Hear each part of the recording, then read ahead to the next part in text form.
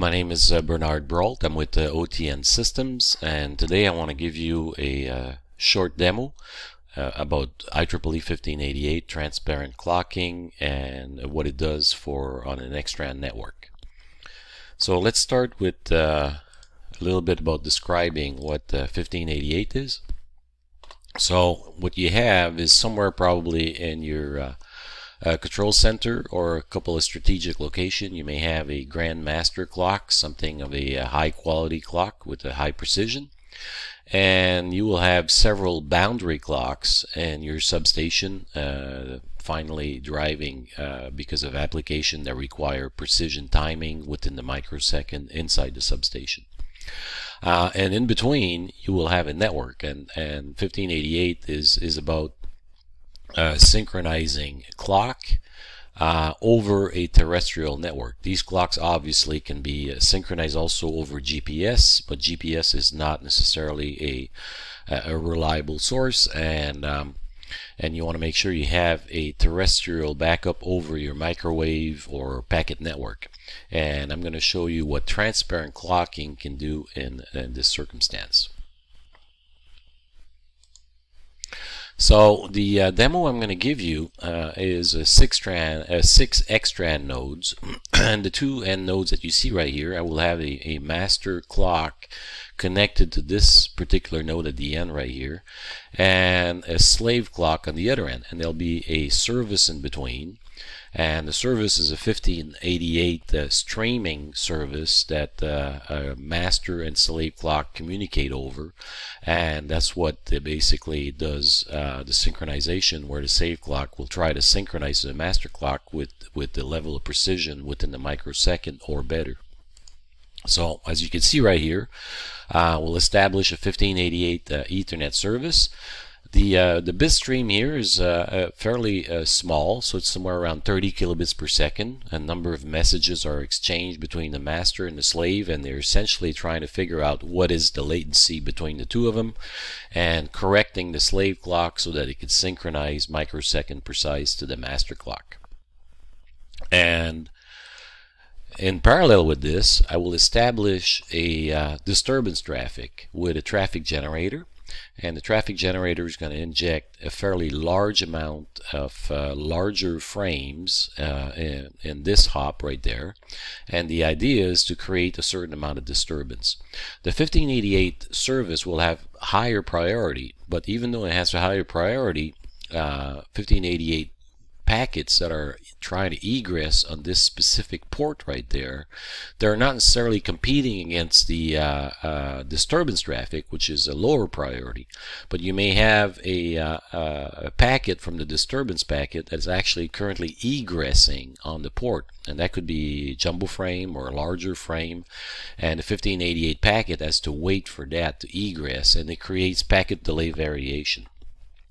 Once you pass this node here, you no longer have to worry about disturbance traffic, at least not from this source right there, maybe from other source in your network, and then it flows through the slave. But when the slave responds back, you have the same situation that's happening at this particular port right there, where again, you know, your 1588 packets are I wouldn't say competing, but queuing up behind egressing frames. Of course, as soon as the egress frame comes out, being a higher priority, it will be the next one to be served, unless you have some TDM services at a higher priority and so on. So that's what I'm going to show you. Let me go to the live view right now. So what you see here is TXCare NMS showing a live view of the XTran network that I have.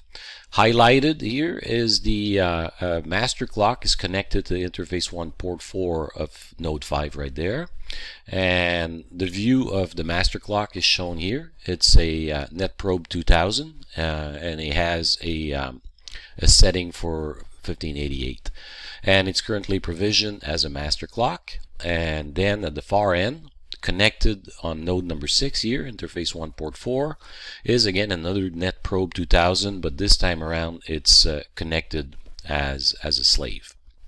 And let me show you the setting for the disturbance traffic.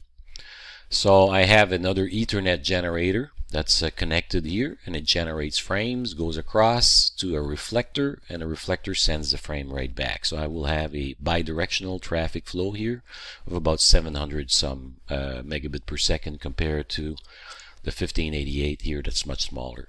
Another way to look at it is if I click on the fiber here, what you can see right there on that fiber is you see the small skinny 1588 traffic flow, and you see the larger disturbance. Currently the disturbance traffic is provisioned, but the traffic generator is not enabled. So going back to the network view, without any disturbance traffic, let's take a look at the master and the slave clock. So I go to the result, look at messages. As you can see here, the master is sending and receiving from the far end, and on the slave side, let's take a look at the graph. And what you see on this graph is deviation or offset from the master in nanosecond. So what you notice right there is that the slave is within somewhere around 600 to 700 nanoseconds, so that's 0.6, 0.7 microsecond off from the master. And this is with transparent clocking not enabled on the XTran. Alright, so and I can show you the traffic for this and the disturbance. So let me show you this. Here's a performance view. What you see on the top right there is the traffic flow that on XTran for the 1588 between the master and the slave, and at the bottom down there is the disturbance traffic that has not been started. So let me start some disturbance. I'll bring that here, and what I'm going to do is start a disturbance flow. And you'll notice right away that as we're injecting somewhere around, as you can see here, 600, 700 megabit per second of traffic. Notice that the scale here on the slave has changed, and now the disturbance is plus minus 40,000 nanosecond. That's 40 microseconds. So this clock here is offset from the master plus minus 40 microsecond. And that means that your clock is no longer microsecond precise at this stage. So if I stop the disturbance traffic, disturbance flows right back down, and the clock starts stabilizing again. And you'll see that it'll go back to stabilizing like the flat line there that was like when it was within a microsecond. Here it's going back to within a microsecond.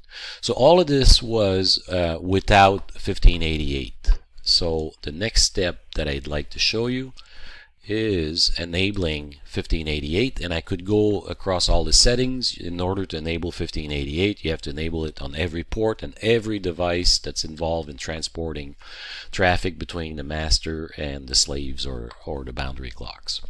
I'll use a script for this. So it says enabling 1588 on all the nodes, and I'll just run the script.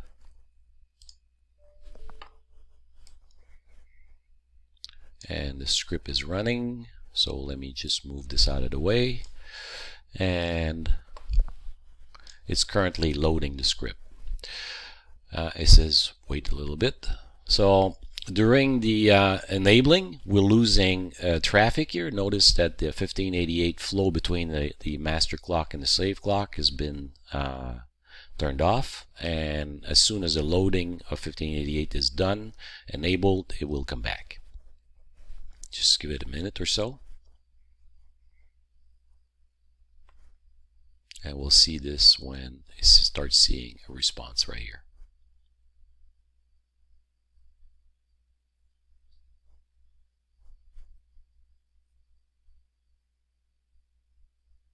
Should be about right there. There you go. So we're starting to see traffic flow between the master and the slave. Slave will start resyncing, and then they'll start, converging back into There you go. So now the offset from the master, and it'll start stabilizing. So I'm going to pause the video for just a minute, just to give the slave a chance to synchronize, and then we'll come back and show you what it looks like without disturbance traffic, but now with transparent clocking enabled. Okay, I'm back, and what you see here on the screen now is with transparent clocking enabled on all the ports and the devices, the XTran device, involved in the transport of the traffic flow between the master clock and the slave clock. What we're seeing now is that the slave clock is offset to the master plus minus somewhere around 20 nanoseconds, right? So previously, if you remember, even without any disturbing traffic, mind you, there's always a little bit of traffic from NMS, from Discovery, and so on. We had like 200-300 microseconds, even more than that, close to a little sub microsecond, but this was like much higher.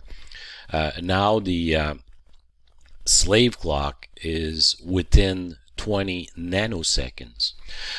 So let's take a look at the impact of turning on that large disturbing traffic, because that simulates pretty much real live traffic that you will have on your network. So let me turn on the large disturbing traffic, and you will see here that it rises to 700 or so megabits per second, large frames, and notice on the right it has no impact. So transparent clocking not only improved the stability or the offset from the master on the slave by a factor of 10, but it remains stable with disturbance traffic, so it's not affected by traffic. Well, thank you very much for watching. I'll be doing probably a follow-up video on this, maybe pushing it a little bit more, where I'm going to have multiple nodes in between and show you how far we could push this. And if you're interested to learn more about transparent clocking on your XTran network and about the power profile of 1588, please give us a call, and thank you very much for watching.